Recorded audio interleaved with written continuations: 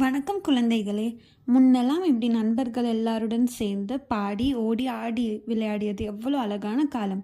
ஆனால் இப்போ எல்லா குழந்தைகளும் வீட்டுக்குள்ளேயே இருந்து தொலைக்காட்சி, கைபேசி அப்படின்னு அவங்களோட உலகத்தை சுருக்கி கொண்டு விட்டார்கள்.